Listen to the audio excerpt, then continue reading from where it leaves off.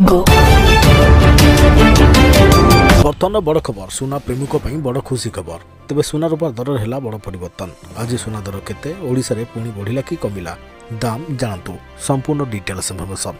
ता पूर्व वीडियो को लाइक करंतु जदि पारुछंती आपनकर संग साथी मन को वीडियो को शेयर करनातो जदि फ्रेंड्स आपण माने हमर ई चैनल ले नुवा ही वीडियो देखुछंते पूर्व कभी भी सब्सक्राइब करनाते तबे निहाती चैनल को सब्सक्राइब करे सहित पाखरे आस्तुवा बेल आइकन को बजाय रखतांतो देश और राज्य रे जारी होछि नुवा सुना रूपा दर प्रतिदिन सुना और रूपा दर निर्धारण कर जाय केउं दिन दर कमी थाए तो आउ केबे बढ़ी थाए आ पुणी केबे समान मध्य रही थाए सुना किणवाक जाउथिले नजर पकांतु आज ओडिशा समेत देशर प्रमुख शहर मानकरे केते रहिछि सुना दर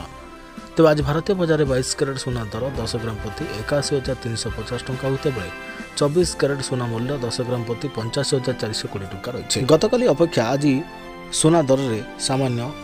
परिवर्तन होइछे तेज ओडिशा राजधानी भुवनेश्वर में 22 कैरेट सुना दर में परिवर्तन होइछे आज भुवनेश्वर में 22 कैरेट सुना दर 82,350 टंका होता बेले 24 कैरेट सुना मूल्य 10 ग्राम प्रति 86,470 टंका रही देशर प्रमुख सहर मानक भी सुना दर बढ़ी देखा मिली देशर आर्थिक राजधानी मुंबई में 22 कैरेट 81,350 टंका होता बेले 24 कैरेट सुना मूल्य 10 ग्राम प्रति 85,420 टंका रही राजधानी दिल्ली में सुना दर सामान्य बढ़ी 10 ग्राम सुना दर यथाक्रमे 81,550 टंका और 85,630 टंका रही दक्षिण भारतर प्रमुख सहर चेन्नई में 22 कैरेट और 24 कैरेट सुना मूल्य सामान्य बढ़ी 22 कैरेट सुना मूल्य 10 ग्राम प्रति 80,550 टंका रही बेले 24 कैरेट मूल्य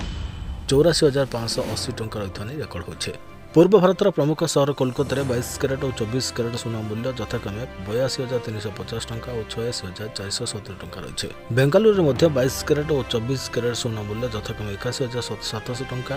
और 85,790 टंका रही रूपा मूल्य किलोग्राम प्रति 1,08,000 टंका पार कर राजधानी भुवनेश्वर में रूपा मूल्य किलोग्राम प्रति 1,08,000 टंका रही।